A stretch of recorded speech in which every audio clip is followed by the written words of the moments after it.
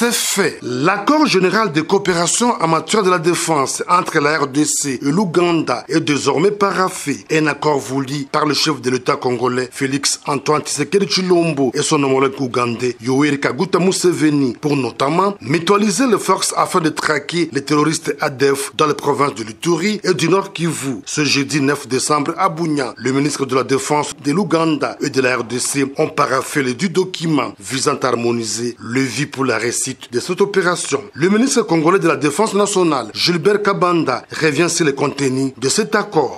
C'est un accord général de défense, mais qui, dans le cas particulier du contexte dans lequel nous sommes, notamment dans la lutte contre l'ADF. Vous savez très bien que l'ADF est un ennemi aussi bien du Congo que de l'Ouganda. Il est tout à fait normal que nous puissions le combattre de manière mutuelle. Et dans cet accord-là, cela est consigné. Et il y a aussi d'autres aspects de coopération militaire et même économique qui sont liés à la défense dans la ville. Au sujet d'une probable participation de la MONUSCO dans cette opération conjointe FARDC-UPDF, le ministre ougandais de la Défense, l'honorable Vincent Balamngashi, répond à ce terme. Petite question qui est effectivement sa place, mais comme vous le savez, la MONUSCO a toujours été ici. Et pour ce qui est de leur participation, la présence, nous n'avons rien à dire. Yeah, the whole thing is how our armies, both armies, FDLRDC and UPDF, how they work together. That's the most important. Ce qui est très important pour nous, c'est de voir comment l'UPDF et FARDC vont travailler ensemble en vue d'atteindre les objectifs à cette opération.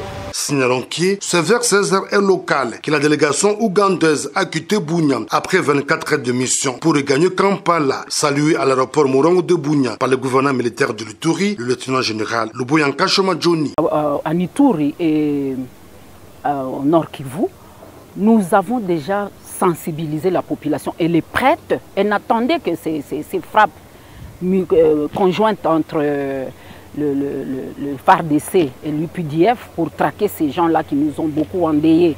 Donc toute la population, pour ceux-là qui n'ont pas encore confiance à cette mutualisation des forces, je vous dis de soutenir cette mutualisation, de vous mettre derrière cette mutualisation, de l'accompagner en tant qu'informateur, pisteur, renseignant.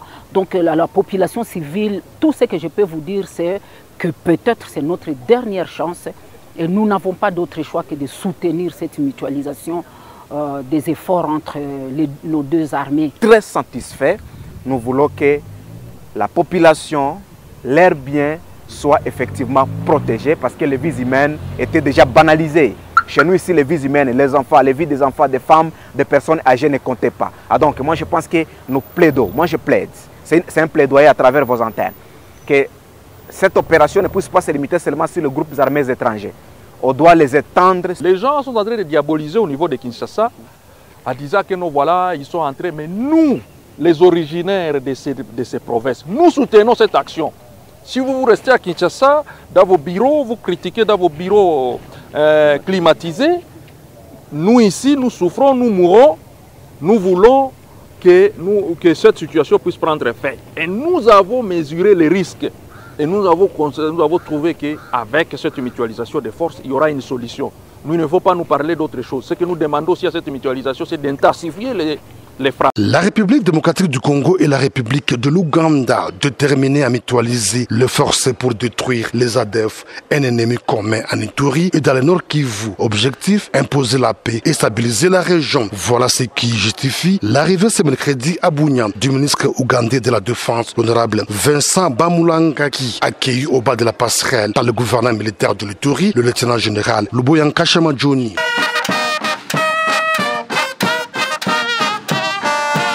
Monsieur le ministre de la Défense de l'Ouganda, Excellence, le détachement d'honneur de la 32e région militaire est rangé pour vous accueillir et vous rendre les honneurs à l'occasion de votre visite de travail à Bunia.